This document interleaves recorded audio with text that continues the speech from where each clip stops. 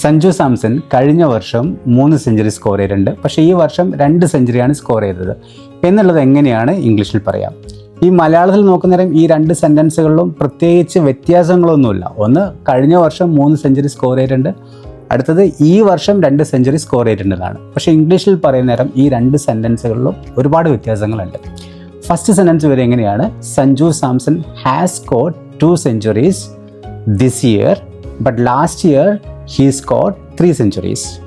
അപ്പോൾ ആദ്യത്തിൽ എങ്ങനെയാണ് വന്നത്? Sanju Samson has scored 2 centuries this year എന്നാണ് വന്നത്. അപ്പോൾ ദിസ് ഇയറിൻ്റെ കൂടെ ഹാസ് പ്ലസ് സ്കോറിൻ്റെ 3ാമത്തെ ഫോമാണ് വന്നിരിക്കുന്നത്, ഹാസ് സ്കോർഡ്. എന്തുകൊണ്ട് അങ്ങനെ വരാനുള്ള റീസൺസ്? കാരണം ദിസ് ഇയർ എന്നുള്ളത് കഴിഞ്ഞിട്ടില്ല. സഞ്ജു സാംസൺ ഇപ്പോഴും കളിക്കുന്ന ഒരു വ്യക്തിയാണ് ഇന്ത്യക്ക് വേണ്ടിയിട്ട്, അതുകൊണ്ട് ഇനിയും വേണമെങ്കിലും സ്കോർ ചെയ്യാം. പക്ഷേ കഴിഞ്ഞ വർഷം ലാസ്റ്റ് ഇയർ എന്ന് പറയുകയാണെങ്കിൽ 100% ഫിനിഷ്ഡ് ഒരു ടൈമാണ്, കംപ്ലീറ്റ് ടൈമാണ് അവിടെ. അപ്പം ലാസ്റ്റ് ഇയറിൽ പോയിട്ട് ഇനി സഞ്ജു സാംസൺ കളിക്കാനും പറ്റില്ല, അപ്പോൾ അത് പോസിബിളും അല്ല. അവിടെയാണ് ഈ ഹാസ് ഇല്ലാതെ വെറും സ്കോർഡ് എന്ന് നമ്മൾ ഉപയോഗിക്കുന്നത്. അപ്പോൾ സെൻറ്റൻസ് എങ്ങനെ പറയും?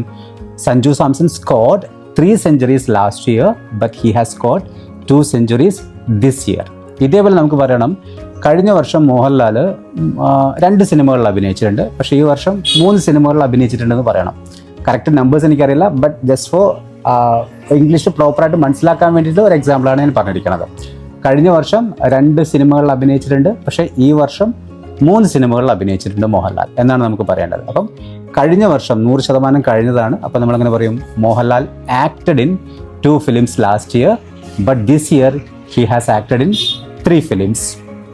ഇതേപോലെ സെൻറ്റൻസ് സ്ട്രക്ചേഴ്സിൻ്റെ ലോജിക്ക് പ്രോപ്പറായിട്ട് മനസ്സിലാക്കുകയാണെങ്കിൽ നിങ്ങൾക്ക് ഈസി ആയിട്ട് സെൻറ്റൻസുകൾ ക്രിയേറ്റ് ചെയ്യാൻ പറ്റും. ഈസി ആയിട്ട് സെൻറ്റൻസുകൾ ക്രിയേറ്റ് ചെയ്യാൻ പറ്റുന്നവരാണ് നമുക്ക് ഫ്ലുവൻസി നല്ല രീതിയിൽ ബിൽഡ് ചെയ്യാൻ പറ്റുന്നുണ്ടാവുക.